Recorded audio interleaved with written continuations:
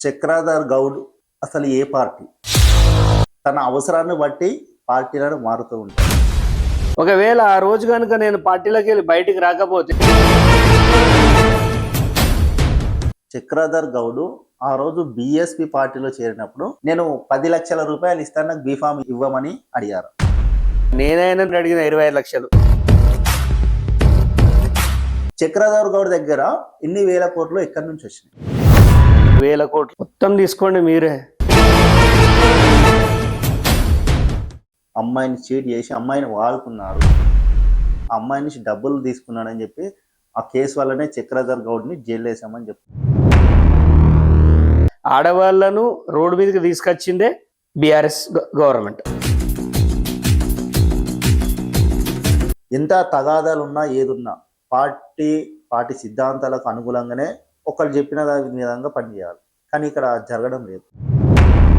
Correct incharge లేడు. Incharge అన్నటోడు correct గా ఉంటే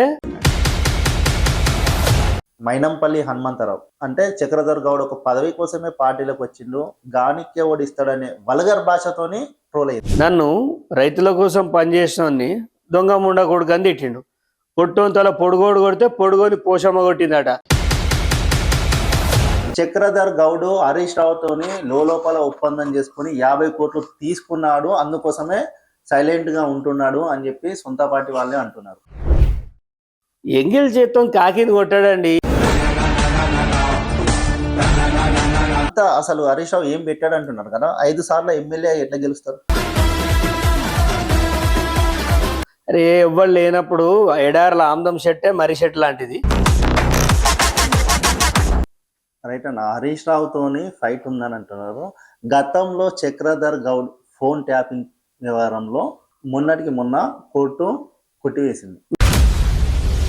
చక్రధర్ గౌడ్ పెట్టిన కేసు కొట్టేస్తే హరీష్ రావు సంబరపడాలి.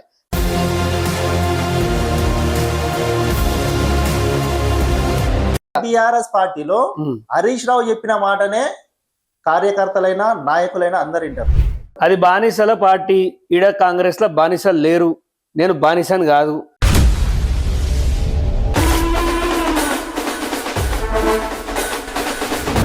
బిఆర్ఎస్ పార్టీ చేసినటువంటి అవినీతి అక్రమాలు కాంగ్రెస్ పార్టీ అధికారంలోకి వచ్చిన తర్వాత సంవత్సర కాలం గడవక ముందే బయట పెడతాము, కేసులు పెడతాము, లోపడేస్తాము అని మాట్లాడిన నాయకులు ఈ రోజు అసలు దాన్ని ఊసు తీయకుండా పోయారు. సైలెన్స్ అంటే ఊకే కుక్కర్లు లేనట్టు వరితే పబ్లిక్ ఇరిటేషన్ వస్తుంది.